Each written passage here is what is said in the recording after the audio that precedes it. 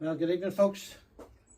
Today we're going to talk about Christmas potatoes, fact or fiction. Everything will point towards fiction. Planting potatoes this time of year, there's a shortage of light, shortage of heat. The only thing we'll have plenty of is water, obviously a lot of rain this time of year. But I think we're going to go ahead and try for ourselves and see what we can do. I'm going to be planting some second earlies, which is British Queens. Normally they would take 12 to 14 weeks in normal conditions to grow, and we're going to be planting some Cures Pink as well, and they're obviously a main crop potato, will take even longer. So we're going to do all we can to speed the process up to see if we can get some sort of return. We're not looking at a big crop, we're just looking usable potatoes, and we're going to harvest them Christmas week and just see how we get on. Now, luckily enough, we had some seed potato left over from springtime plantings. To say they're chitted is an understatement. So that's the British Queen. As you can see, it has nearly expired all its energy into the sprouts, into chitting. And that's the Cures Pink. We'll have to be careful with these now, we don't break these off when we're planting. So these have pretty much been laying in the shed since springtime. They didn't go in, so that's a good 4 months,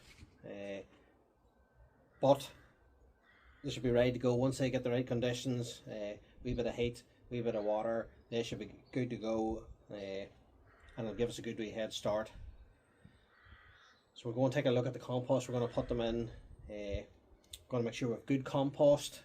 We've got good seed, good chitted seed. We want to make sure we have good compost, and then we want to make sure we have good conditions for them to grow in. So to give ourselves the best chance of getting a good result with the Christmas potatoes, we're going to use as good a compost as we can get. This is our potato compost that we've emptied throughout the year. I've already 1 wheelbarrow of rotted horse manure on it, and I've another wheelbarrow here. We bed the horses with rapeseed straw, and it rots down really quickly. So this is just maybe 2-year-old. What we stone in it from the yard, but that's okay. So it's great stuff to have on site, and I'll just tip the wheelbarrow over the top of this, mix it through, and then we're ready to start filling the bags.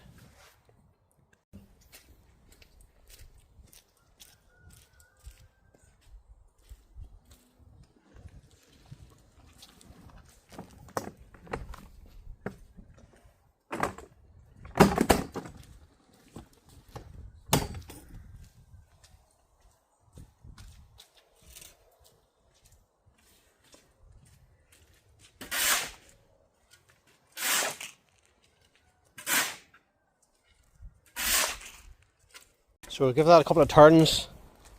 I'm happy enough with that. Manure's mixed in as best we can. I'm not going to put any lime or anything on it. Potatoes don't really like lime, they like a more acidic soil, so we're not going to put any lime on it. And lime's also a major cause of scab in potatoes, so if you're ever thinking of putting lime on, just bear that in mind. So we've put a couple of shovelfuls compost in each bag. We're going to do 2 bags of Cures Pink and 2 of British Queen, 2 seed potatoes in each. As I say, we've enhanced the compost there, but we're also going to put a wee bit of potato fertiliser in as well. It's like a granular fertiliser. It's 10-20-20, nickname it Gold Digger by the agricultural merchants. Just going to do a wee scattering on each one.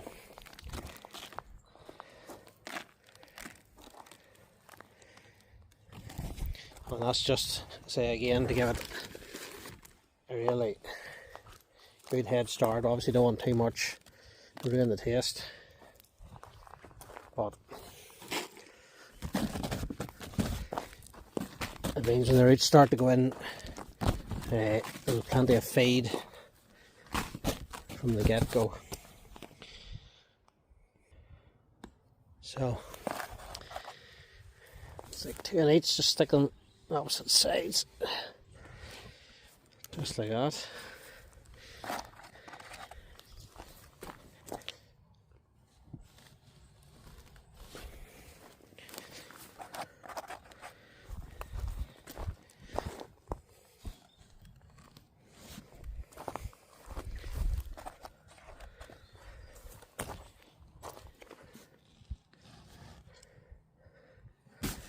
Because these seeds quite dry and shriveled up, I'm actually going to water them at this point,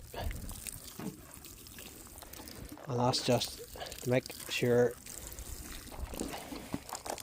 they get going straight away.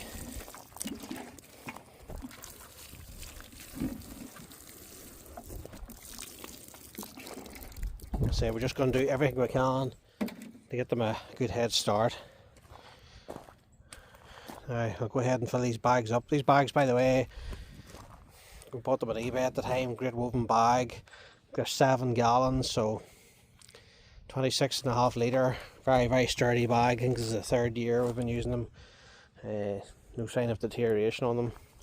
And a cheaper alternative to the 30 litre plastic buckets. I haven't filled these all the way up to the top. I don't anticipate they'll need all that growing room, and they will sink a bit more. But there's more than enough there for our job.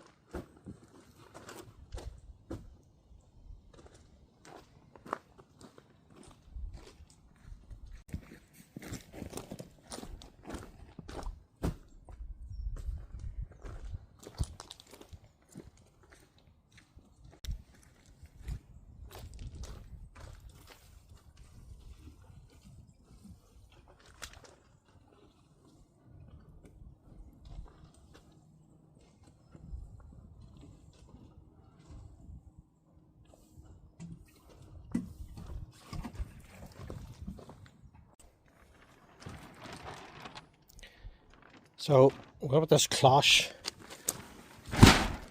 down over them, and that's just to give them a wee bit of heat. There's a few tears in this cloche, so it's not as if they're going to be sweating.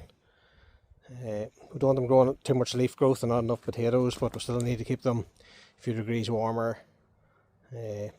just to push them on a bit. And that's it, folks. We'll try and check on them every few weeks and see how they're getting on. We'll probably have to keep them out here certainly alright for another 4 or 5 weeks, and then they'll probably have to go into the greenhouse as we get the stuff out of it. But that's our Christmas potato experiment underway. And as always, thanks for watching, and any likes or subscriptions, greatly appreciated.